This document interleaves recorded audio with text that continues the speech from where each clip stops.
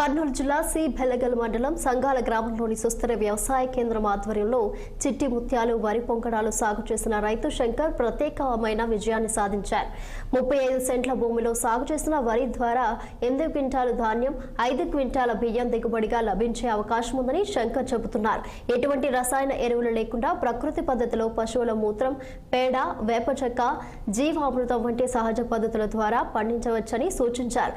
ఈ విధంగా పండించిన ధాన్యానికి మార్కెట్లో భారీ డిమాండ్ ఉంటుందని పేర్కొన్నారు.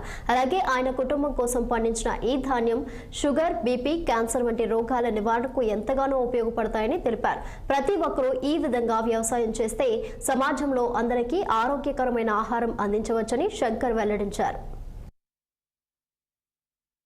దేశముద్దుల్లో ఒక రకం ముత్యాలని ఇది మనకు ఆయన రంగపురము ముడుమాల ఆయన వాళ్ళు చర్చించినారు. ఏది మాత్రమన్నా మందులు కొట్టకుండా పండించుకుండాలని ఇచ్చినారు.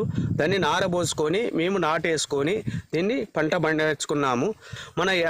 మన ఆవు పేడ, ఆవు మూత్రం దానితోనే పంట పండించుకున్నాము. యాప చెక్క ఒకసారి 2 సార్లు వేసినాము. ఆ చెక్కతోనే పంట పండింది. సూపర్ పంట పండింది. 35 సెంట్లు 4.5 క్వింటాల వరకు పండింది. ఇంకెప్పుడు కొట్టలేదు. దీన్ని రేపు ఈ మిషన్కి పట్టించుకొని చేసుకోవాలని చేస్తున్నాము.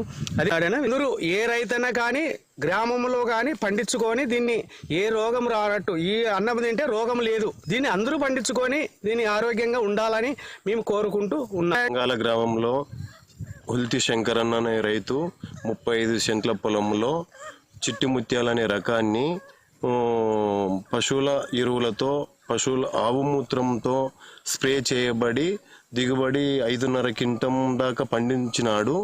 అలాగే ప్రతి విలేజ్లో అందరు ఇలాగనే పండించుకొని తింటే కొంతవరకు రోగాలు అనేటివి రావు. మిగతా రాసాయనిక ఎరువులు వాడిన వీటికి చాలా తేడా ఉంటుంది. కాబట్టి ప్రతి గ్రామంలో ఇలా ప్రతి రైతు ఏపీ డిప్యూటీ సీఎం